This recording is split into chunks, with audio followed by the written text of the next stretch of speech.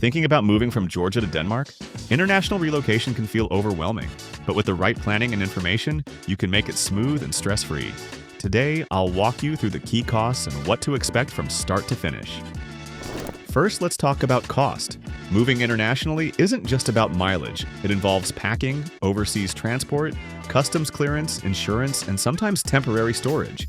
The size of your home and the amount you're shipping also play a big role in what you'll pay. Moving from Georgia to Denmark involves ocean or air transportation. Ocean shipping is more affordable, especially for larger shipments, but it takes longer. Air freight is faster, but typically costs more. Knowing your timeline and budget helps choose the right option. Don't forget customs paperwork.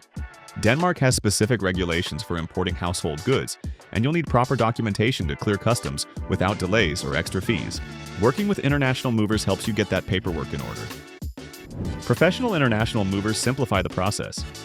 They pack your belongings securely, handle transport logistics, and guide you through customs requirements, saving you time and stress. Moving from Georgia to Denmark can be exciting and rewarding, as long as you plan ahead. For more details and a free moving quote, click the link in the description. Safe travels and best of luck in your new home.